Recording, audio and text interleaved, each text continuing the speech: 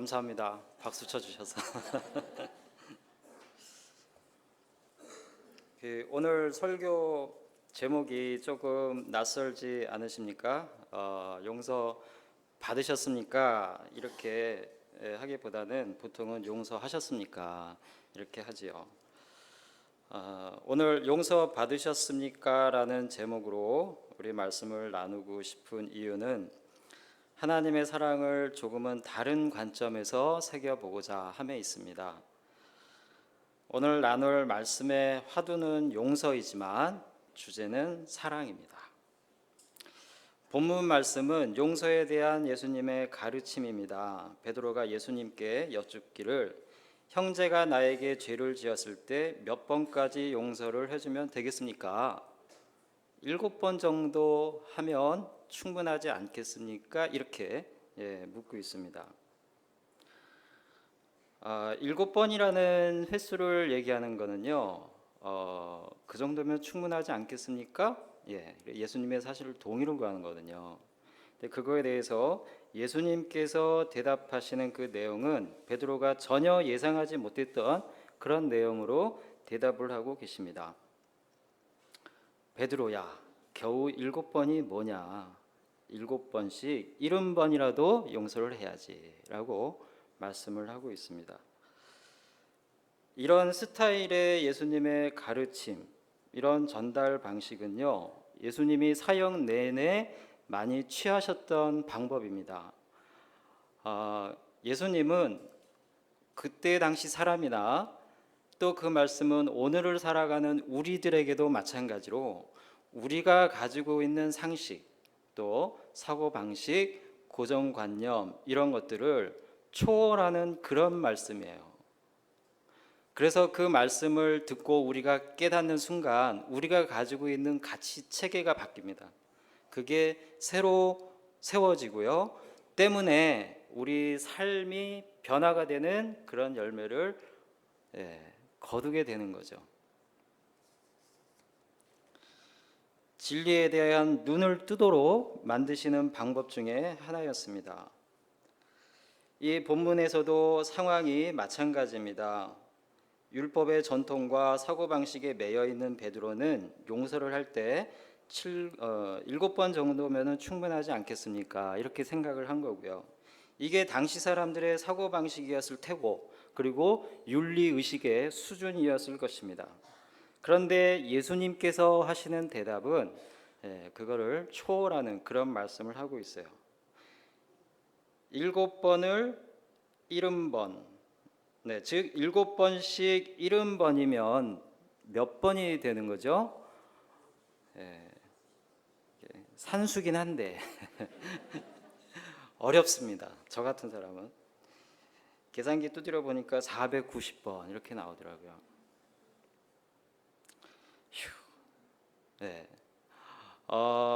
그래도 하다 보면 될 것도 같죠. 490번을 용서. 예수님이 이 490번을 말씀을 하시는 이유는 뭘까요? 횟수를 얘기하는 게 아니죠. 용서의 본질에 대해서 말씀을 하고 계신 겁니다. 7번, 베드로야, 네가 용서에 대해서 알고 있니? 이렇게 묻고 계시는 거나 다름없다라고 말할 수 있겠습니다. 그리고 그 용서의 본질에 대해서 가르쳐 주시기 위해서, 교훈을 주시기 위해서 그 뒤에 한 가지 비유를 덧붙여 말씀하고 계십니다. 그런데 이 비유가 담고 있는 용서의 의미 역시 베드로가 생각하고 있었던 것과는 상상 이상의 그런 메시지를 전하고 있고, 그것이 오늘날 우리들이 가지고 있는 사고방식과도 좀 차원이 다른 그런 메시지를 전하고 있다라는 말씀을 드리고 싶습니다. 그리고 그 은혜를 오늘 이 시간 같이 누려보기를 소망합니다. 예수님의 이 비유의 말씀을 간단히 정리하면은요, 우리가 익히 아는 말씀이죠. 많이 들었던 말씀입니다. 한 번 더 정리를 하자면, 어느 한 임금이 자신의 재산을 이제 결산을 할 때가 됐습니다. 그래서 한 사람을 불러오는데 그 사람은 임금에게 갚을 빚이 1만 달란트입니다. 임금이 그 종을 데려다가 네가 가진 것을 다 처분해서 갚아라. 심지어는 아내와 자식까지 처분해서 갚아라 라고 이야기를 합니다. 그렇게까지라도 하지 않으면 갚을 수 없는 금액이었어요. 이때 그 종이 이야기하기를 왕이시여 참아 주소서, 다 갚겠나이다, 참아 주소서, 이렇게 이야기를 하죠. 그때 이 임금이, 이 종이 도저히 그 빚을 갚을 수 없다는 것을 사실은 압니다. 알고 있어요. 아내도 하나밖에 없잖아요. 아내가 뭐 수십 명, 수백 명 있는 것도 아니고 도저히 갚을 수 없다는 걸 알고 있습니다. 그래서 임금이 어떻게 하죠? 그냥 없던 걸로 해줍니다. 그게 유일하게 이 종이 살 길이라는 것을 임금은 알고 있어요. 그래서 탕감시켜 주죠. 이 종이 풀려납니다. 그래서 길을 가다가 동료를 만나는데 이 동료는 바로 자기에게 100데나리온의 빚을 진 동료입니다. 이때에 이 종이 이 임금은 용서를 해줬는데 이 종은 그 다음 행동을 보면 임금이 해줬던 거는 전혀 다른 행동을 하고 있어요. 그렇죠? 어떻게 하죠? 그 동료를 잡아다가 내 빚을 갚아라 이렇게 이야기합니다. 임금이 했었던 거랑 똑같이 그렇게 해요. 그때에 이 종의 동료 역시 이 종이 임금 앞에서 했었던 거랑 똑같이 말합니다. 참아 주소서 갚겠나이다. 이때 임금은 그 종을 용서해 줬는데 이 종은 그렇게 하지 않아요. 어떻게 하죠? 그 동료를 잡아다가 옥에 가두어 버립니다. 심지어는 그렇게 하기 전에 목을 잡아요. 목을 잡아 흔들면서 빚 갚아 이렇게 얘기를 했었던 거죠. 이 사실을 안 임금이 그 종을 다시 잡아다가 나는 너를 용서해 줬는데 너는 왜 용서 안 해주냐 그러면서 옥에 가둬 버립니다.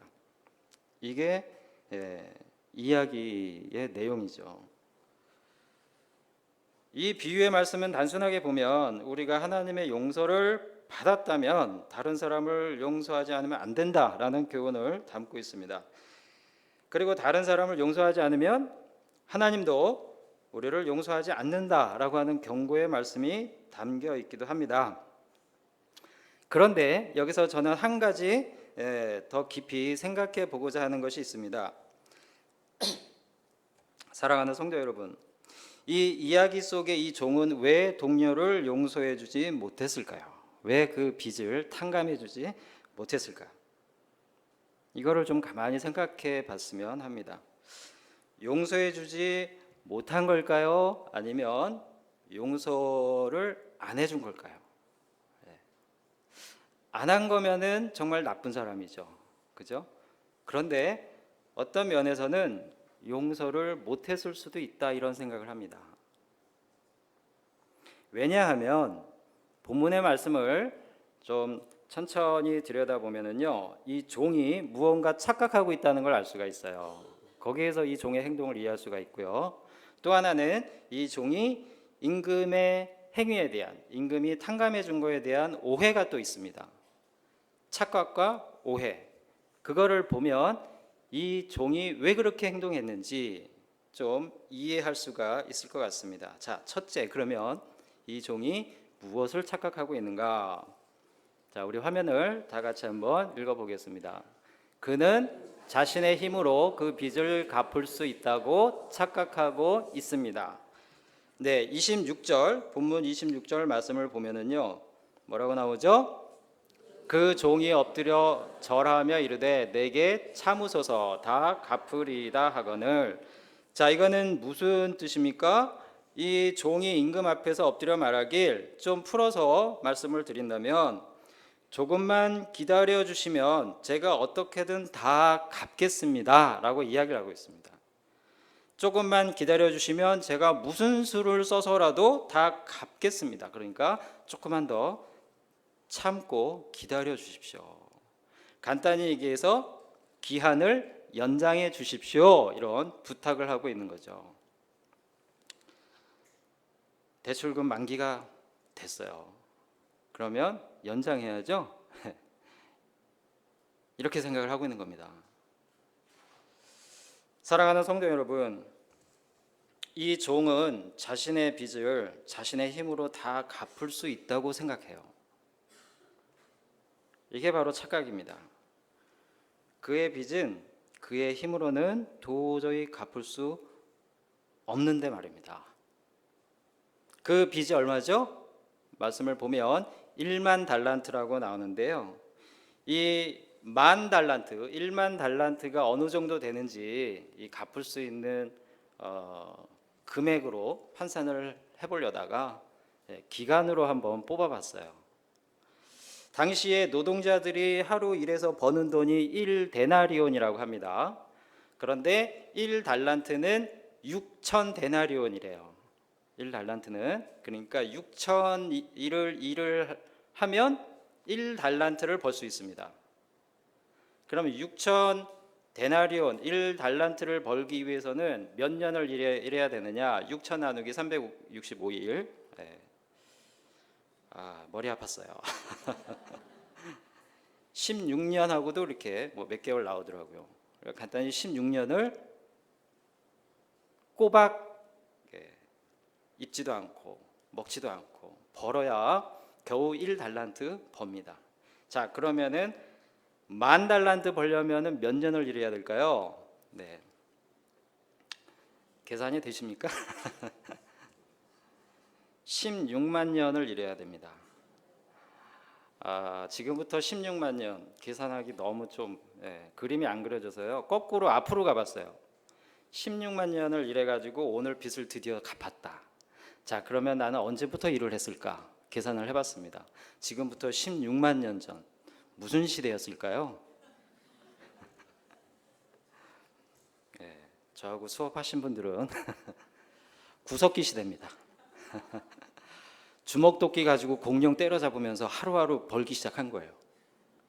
신석기 시대 거치고 청동기 시대 거치고 고조선 세워지는 거 단군 할아버지 다 보고 그렇게 지금까지 살아오면서 모았을 때 갚을 수 있는 금액이 10,000달란트예요. 종이 이걸 갚을 수 있을까요? 안 되는 거죠. 그런데 그는 말합니다. 임금님, 조금만 참아 주십시오. 기한을 조금만 연장해 주십시오. 제가 갚겠습니다. 이게 뭐냐면요, 자기가 진 빚이 어떤 것인지 지금 모르는 거예요. 깨닫지 못하고 있습니다. 그러니까 갚을 수 있다고 착각을 하고 있죠. 사실 이 종의 착각은 죄의 본질에 대한 착각입니다. 용서받을 죄가 어떤 것인지 그 죄의 본질에 대한 착각이에요. 사실 이 비유에서 한 가지 이해가 되지 않는 것이 있습니다. 그게 뭐냐면 이 종이 과연 어떻게 1만 달란트를 빚질 수 있겠는가라고 하는 거죠. 그죠? 이런 생각 해보셨나요? 예수님한테 따질 수 있어요. 예수님의 말씀이 잘못됐어요. 어떻게 종이 1만 달란트를 빚을 수 있습니까? 그거 설정 자체가 잘못된 거 아닙니까? 이렇게 얘기할 수 있죠. 그죠? 예수님은 돈 얘기를 하는 게 아닙니다. 지금 죄에 대해서 얘기를 하고 있습니다. 돈으로 보면 설정이 잘못됐지만 이 빚을 죄라고 보면 전혀 잘못된 게 아니고요. 이렇게 설정을 하셔야 돼요. 빚을 죄로 바꿔보면 그 종은 용서받아야 할 자신의 죄의 본질이 무엇인지 전혀 모르고 있다고 볼 수 있습니다. 그가 지은 죄는 자신의 노력으로는 결코 해결할 수 없는 죄였음에도 불구하고 그는 자신이 노력하면 죄를 용서받고 구원에 이룰 수 있다라고 생각하고 있는 것입니다. 이게 바로 그때 당시에 살았던 유대인들의 사고방식이었고 고정관념이었어요. 이게 상식이었습니다. 구원에 이르기 위해서는 600여 가지가 넘는 율법을 준행해야 된다. 노력하면서 행위를 마쳐야 된다. 구원이 행위에 있다. 이런 생각을 하고 있었습니다. 그때 당시 사람들이. 그러니까 베드로도 7번이면 충분하지 않겠습니까? 이렇게 이야기를 할 수 있겠죠. 거기에 예수님은 그게 아니다. 그 생각을 확 뒤집어주고 계십니다.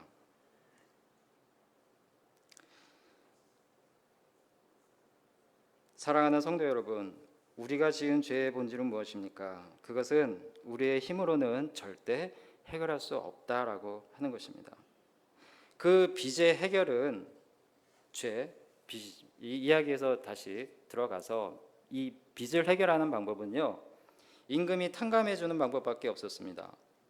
마찬가지로 죄라고 하는 것은 하나님이 탕감해 주시는 방법 외에는 해결할 방법이 전혀 없습니다. 그래서 임금이 탕감해 준 거예요.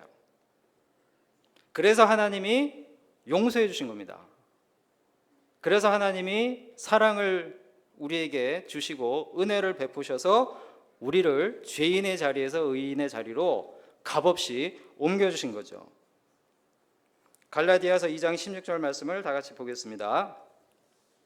사람이 의롭게 되는 것은 율법의 행위로 말미암음이 아니요 오직 예수 그리스도를 믿음으로 말미암는 줄 알므로 우리도 그리스도 예수를 믿나니 이는 우리가 율법의 행위로서가 아니고 그리스도를 믿음으로써 의롭다 함을 얻으려 함이라.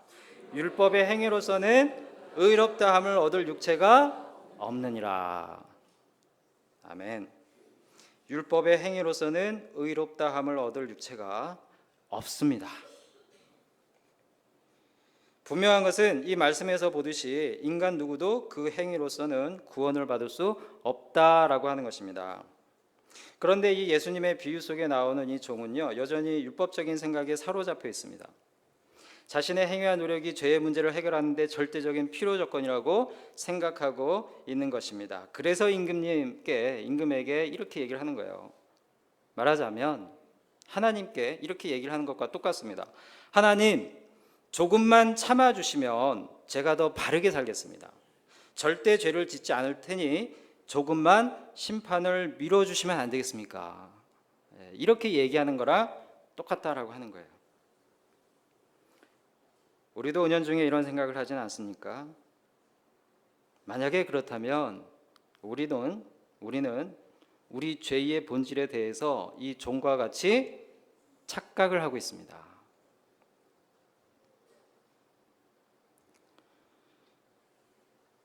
그래서 임금은 결국에는 이제 탕감을 해줬죠. 하나님은 우리 죄를 용서를 해주셨습니다. 그런데 이 순간 여전히 종은요, 이제는 착각을 했었는데 이제는 오해를 해요.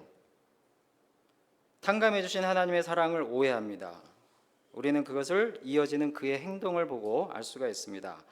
둘째, 어떤 오해인지 다 같이 읽겠습니다. 그는 임금이 베푼 탕감의 은혜를 오해하고 있습니다. 본문 말씀 27절에서 30절 말씀을 다 같이 보겠습니다. 그 종의 주인이 불쌍히 여겨 놓아 보내며 그 빚을 탕감하여 주었더니 그 종이 나가서 자기에게 100데나리온 빚진 동료 한 사람을 만나 붙들어 목을 잡고 이르되 빚을 갚으라 하매 그 동료가 엎드려 간구하여 이르되 나에게 참아 주소서 갚으리다 하되 허락하지 아니하고 이에 가서 그가 빚을 갚도록 옥에 가두거늘. 이제 좀 이 종의 행동을 좀 이해할 수 있을 것 같아요. 이 말씀에서 보면 임금으로부터 빚 탕감을 받은 종이 밖에 나갑니다. 근데 거기서 자기에게 빚진 100데나리온, 100데나리온이면 100일 일하면 되죠. 그죠? 갚을 수 있어요. 정말 열심히 일하면 갚을 수 있습니다. 그 동료를 만나서 목을 붙잡고 흔들어요. 빚 갚으라고. 도대체 왜 이렇게 했을까? 이 종은요, 자기 빚을 스스로 노력해서 갚을 수 있다라고 생각을 했기 때문에 임금이 탕감해 준 거를요 받아들이질 못하는 거예요. 우리가 그렇게 이해해 볼 수 있습니다. 탕감이라고 내보냈는데 이 종은 나가면서 무슨 생각을 하느냐? 아, 정말 감사하다. 나의 부탁을 들어주셨구나. 기한을 연장해 주셨구나. 그럼 이제 어떻게 해야 되죠? 나가서 열심히 일해야죠. 미친 듯이 일해야죠. 아내 자식 팔지 않으려면 잠 안 자고 일을 해야 됩니다. 그러면서 나도 받을 게 있는데 그거 얼른 받아서 갚아야 되겠다. 이 생각도 당연히 하게 되는 거예요. 그 많은 빚을 탕감해 준다니 그건 말이 안 되지. 어떻게 그런 일이 있을 수 있어. 그저 기한을 연장해 준 거야. 그래, 열심히 일해서 얼른 갚자. 그때 이 백데나리온 빚진 동료를 만났어요. 그때 어떤 마음이겠습니까? 내 돈 갚아. 지금 내 코가 석자야. 내가 갚아야 할 돈이 얼마인 줄 아나? 그 돈 갚아야 되니까 당장 내 돈 내놔. 목 잡고 붙들고 흔들어야죠. 이 종이 가졌던 빚에 대한 착각, 그리고 하나님이 베풀어 주셨던 사랑에 대한 착각, 이 결과가 무엇이냐면요, 자유하지 못하는 겁니다. 늘 죄책감에 우리 마음 한구석에 하나님께 나아갈 때 떳떳하게 나가지 못하게 우리 발목을 잡는 무언가 그 죄책감이 있다면 그게 바로 이 종의 마음입니다. 하나님은 의인으로 우리를 삼아 주셨는데 여전히 죄인의 마음으로 무언가 갚아야 될 것 같은 마음으로 우리가 살고 있다면 이 종의 모습으로 우리가 살고 있습니다. 그러다 보면 어느 순간 다른 사람의 목을 붙잡고 우리가 흔들고 있는 걸 볼 수 있어요. 거꾸로 우리가 그렇게 하고 있을 때 내가 왜 이렇게 하는가 생각해 보면 하나님의 사랑을 내가 모르고 있구나, 이렇게 이해할 수가 있습니다.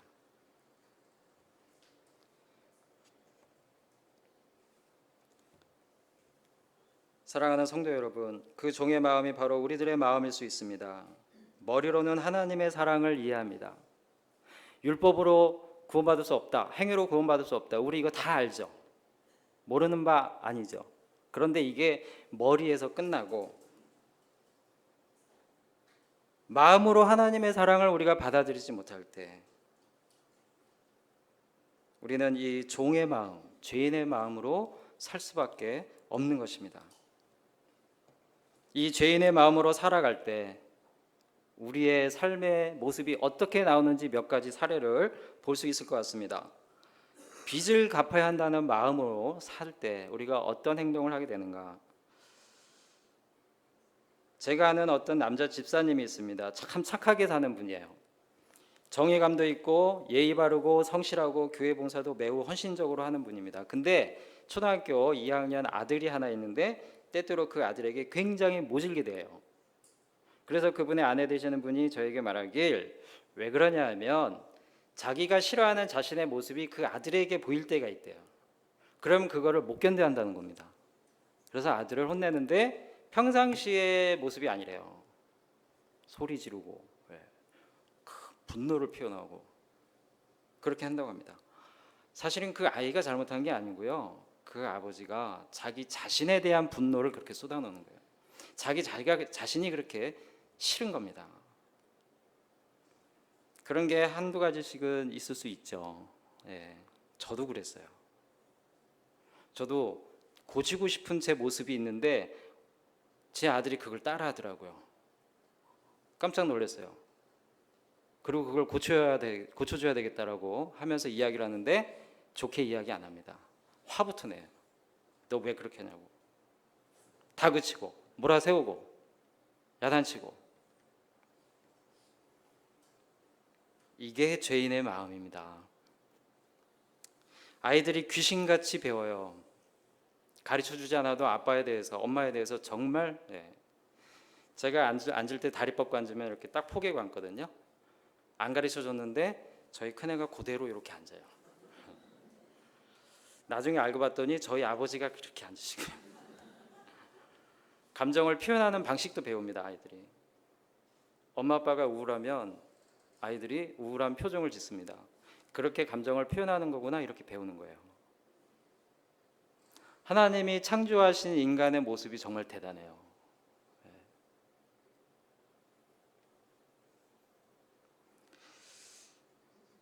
사람마다 자기 자신에 대해서 싫어하는 모습이 있습니다. 핸디캡, 컴플렉스 이렇게 표현할 수도 있고요. 어떤 성향이나 성격 이런 것들로 우리가 이야기할 수도 있죠. 자신을 혐오하는 마음, 이게 하나님의 사랑을 오해하는 겁니다. 하나님이 볼 땐 그렇지 않거든요. 그렇지 않을까요?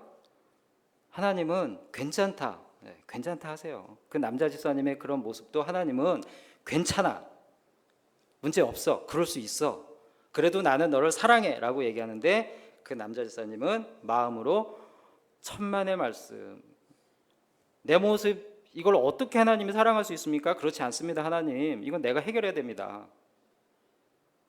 해결이 되나요? 안 되죠. 고집을 부리는 거예요. 하나님은 괜찮다 하시는데 고집을 부립니다. 우리 마음은 고집을 부려요. 하나님은 너를 사랑해라고 이야기하는데 우리 마음은, 하나님 어떻게 저를 사랑할 수 있어요? 제 모습은 이런데 저는 사랑받을 수 있는 존재가 아닙니다. 그런 식으로 우리 마음을 표현할 때가 있죠. 그 마음이 우리 주위 사람들한테 그대로 나온 거예요. 우리가 만나는 동료, 첫째는 가족이에요. 그죠? 가족에게 제일 많이 쉽게 목 잡고 흔듭니다. 아이에게 가장 갑질을 많이 하는 상대는 부모예요.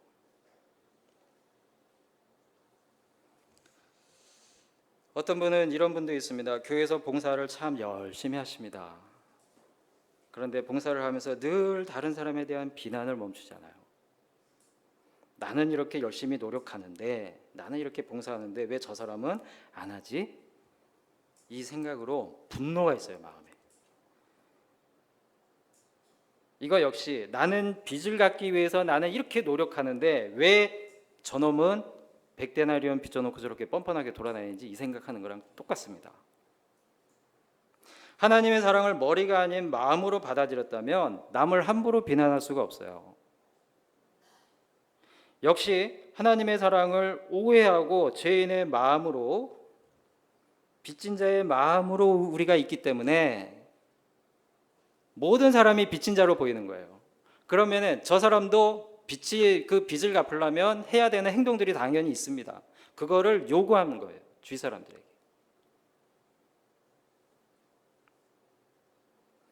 하나님의 사랑을 맛본 자는 남이 하고 안 하고는 그렇게 중요하지 않습니다. 그렇지 않은가요? 여러분, 사랑하는 사람을 딱 만나서 정말 그 사람의 사랑스럽고 그럴 때 다른 게 보이던가요? 안 보이지 않나요? 짝사랑 해보신 적 있어요? 하루 종일 그 사람 생각하면서 먹는 것도 생각 안 납니다. 그렇지 않은가요? 어떤 분은 아주 착합니다. 그런데 다른 사람이 나보다 착하게 보이는 것을 못 견뎌요. 착한 것으로 끊임없이 인정받아야 돼요. 그래야 직성이 풀려요. 다 그렇다는 게 아니고요. 또 어떤 분은 일 중독에 빠집니다. 무언가 계속 성취를 해야 될 것. 하나 딱 이뤄 놓고 나면 금방 허탈감이 몰려와요. 그래서 내가 뭔가를 또 해야 됩니다. 끊임없이 뭔가를 해 나가야 돼요. 그렇게 안 하면 불안해요. 내가 뭔가 대가를 지불해야만 될 것 같은 거예요. 계속해서 빚을 갚아 나가야만 될 것 같은 그런 마음인 겁니다. 역시 죄인의 마음이에요. 종의 마음입니다. 어떤 분들은 정말 완벽하게 해놔야 직성이 풀리기도 하죠. 근데 하나님은 그렇게 완벽한 걸 우리에게 사실 요구하지 않거든요. 우리가 완벽하면 얼마나 완벽할 수 있겠습니까? 그죠? 하나님의 시선은 우리가 우리 자신을 바라보며 갖는 시선하고 다를 때가 있어요.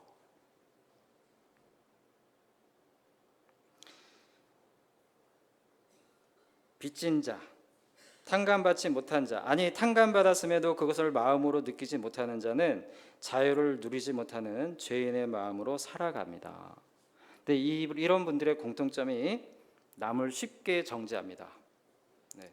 남을 쉽게 정죄해요. 쉽게 비판하고 비난하고. 그리고 또 하나 공통점이 뭐가 있냐면 자신을 사랑하는 법을 잘 몰라요. 그래서 엉뚱한 걸로 채우려고 합니다. 왜 우리가 우리 자신을 사랑하는 것을 어려워하냐면요, 하나님의 사랑을 모르기 때문에 그래요. 하나님의 사랑을 오해하기 때문에 그렇습니다. 하나님은 내가 생각하는 것만큼 그런 기준 시각으로 날 보지 않거든요.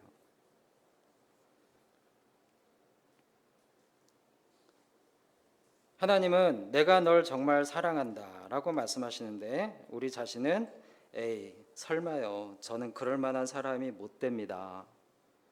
제가 어떻게 하나님의 사랑을 받을 수 있습니까? 제가 갚아야 할 빚이 얼만데요.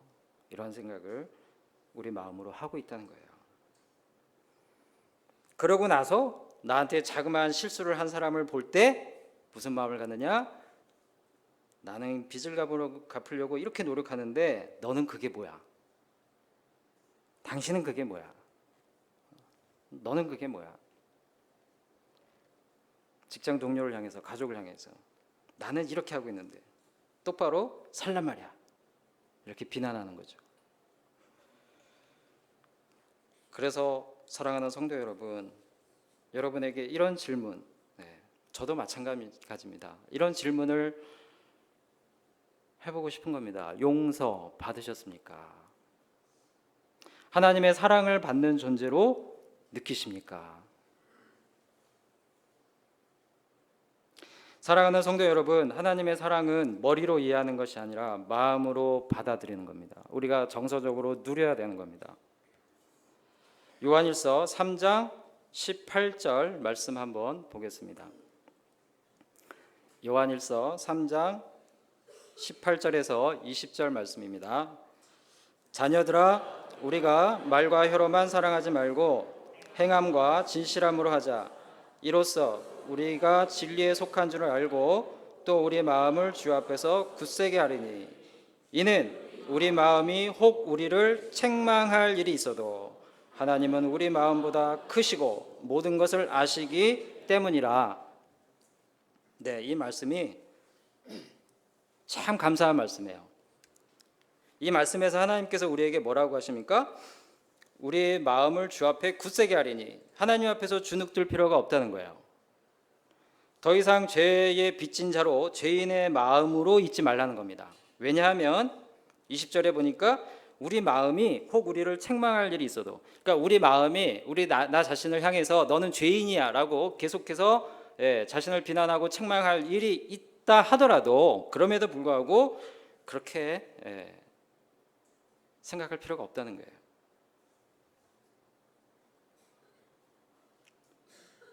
20절에서 하시는 말씀을 보면 뭐라고 합니까? 하나님은 우리 마음보다 크시고 모든 것을 아신다. 하나님의 사랑과 은혜는요, 우리가 생각하는 것, 느끼는 것 그 이상입니다. 내가 만일 우울해서 누구로부터도 사랑받지 못할 것 같은 그런 느낌을 받을 때 있지 않은가요? 가끔 정말 외로울 때, 나 혼자인 것처럼 느껴질 때 있지 않나요? 그때 내 마음이 나를 책망하는 거예요. 너는 그거밖에 안 돼. 그래. 슬픔 느껴. 그냥. 죄책감 느껴야지. 이렇게 내 마음이 나를 책망을 하는데, 그런데 감사한 거는요, 우리가 느끼는 감정 그게 다가 아니라는 거예요. 그게 잘못된 감정일 수 있다는 거예요. 왜? 하나님은 그렇게 생각 안 하시거든요. 하나님은 우리 마음보다 크세요. 우리가 가지고 있는 우울한 것보다 더 크십니다. 하나님의 사랑은, 하나님의 은혜는, 내가 가지고 있는 슬픔으로 인한 이 고통들, 괴로움들, 이것보다 하나님은 더 크신 사랑을 우리에게 주신다라고 하는 거예요. 이걸 우리가 마음으로 느낄 수 있어야 됩니다. 이게 용서의 본질이에요. 예수님이 이걸 베드로에게 가르쳐주고 싶으신 겁니다. 이 사랑의 증거를 보겠습니다. 요한일서 4장 10절에서 11절 말씀입니다. 사랑은 여기 있으니 우리가 하나님을 사랑한 것이 아니요 하나님이 우리를 사랑하사 우리 죄를 속하기 위하여 화목제물로 그 아들을 보내셨습니다. 사랑하는 자들아, 하나님이 이같이 우리를 사랑하셨은즉 우리도 서로 사랑하는 것이 마땅하도다. 여기 정말 위로가 되는 하나님의 말씀이 또 있는데요. 뭐냐면요, 우리가 하나님을 사랑하는 것이 아니라는 거예요. 자, 10절 말씀 한번 다시 보여주시겠어요? 뭐라고 나오죠? 우리가 하나님을 사랑한 것이 아니요. 네. 하나님이 우리를 사랑하사. 우리가 행위를 통해서 먼저 하나님께 나아가고 그 다음에 하나님이 사랑하시는 게 아니고요. 하나님이 그냥 우리를 먼저 사랑하셨다라고 하는 겁니다. 제가 저희 아이를 위해서 기도할 때 하나님, 우리 아이가 하나님 만나게 해주십시오. 우리 아이가 말씀 열심히 보게 해주세요. 우리 아이가 기도하는 아이 되게 해주세요. 우리 아이가 찬양의 기쁨을 아는 아이 되게 해주세요. 이렇게 기도를 하다가요, 어느 순간 깨달음이 오더라고요. 하나님, 우리 아들을 만나주세요. 우리 아들이 노력해서 되는 게 아니고요, 하나님이 만나주시면 되는 거예요. 네. 마찬가지입니다. 내가 행위로 뭔가 하나님께 나아가고 그게 아니라 하나님이 나를 만나러 오시는 거예요. 만나주시는 거예요. 이게 은혜입니다. 이게 사랑입니다.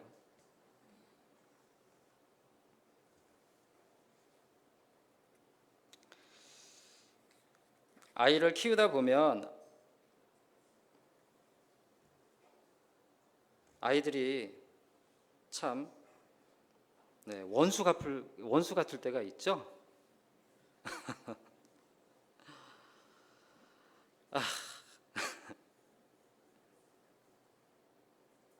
하나님의 사랑을 느낄 수 있는 말씀을 하나 보도록 하겠습니다. 스바냐 3장 17절 말씀입니다. 다 같이 읽어볼까요? 너의 하나님 여호와가 너의 가운데 계시니 그는 구원을 베푸실 전능자이시라. 그가 너로 말미암아 기쁨을 이기지 못하시며 너를 잠잠히 사랑하시며 너로 말미암아 즐거이 부르며 기뻐하시리라 하리라. 아멘. 여러분, 원수 같은 아이가요, 용서가 될 때가 있습니다. 언제냐면은요, 물론 내 아이가 아니라 내 조카일 수도 있죠. 이 아이가 커서 말썽 부리는데 용서가 될 때가 어느 때냐면 그 아이가 어렸을 때의 순간들을 떠올리잖아요. 그러면 다 용서가 돼요. 그랬던 아이지, 이랬던 아이지. 그 어린 시절에 사랑스러웠던 그 모습. 우리 아이가 이놈이 그랬지. 내가 낳은 아이였지. 이 생각하게 되면 다 용서가 되더라고요. 태어나서 젖을 빨고 옹알이를 하고 뒤집고 일어나 앉고 서서 뛰고 되지도 않은 말 막 해대고, 그죠? 그 아이의 한마디 한마디가 엄마 아빠의 행복이 됩니다. 그런 모습을 떠올리면은요, 다 용서가 되더라고요. 하나님이 우리를 그렇게 보고 계시는 거예요. 그 어린 아기들이 엄마 아빠한테 뭐 해준 게 있습니까? 아무것도 없죠. 존재 자체가 귀하고 기쁨을 이기지 못할 만큼 그냥 엄마 아빠가 가만히 쳐다만 봐도 잠잠히 그 옆에 있기만 해도 행복을 느끼잖아요. 하나님이 우리를 보시면서 그런 행복을 느끼고 계시다라고 하는 거죠. 사랑하는 성도 여러분, 우리는 더 이상 1만 달란트 빚진 죄의 종이 아닙니다. 하나님께서 다 탕감해 주셨습니다. 단박에, 한 번에. 누굴 통해서요? 예수님을 통해서.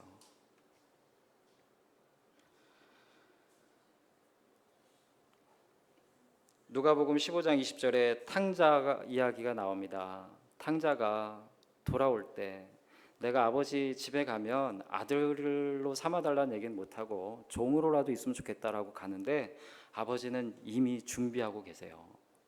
언제 돌아올지 서서 그 동구밭 거기만 매일 나가서 보고 있습니다.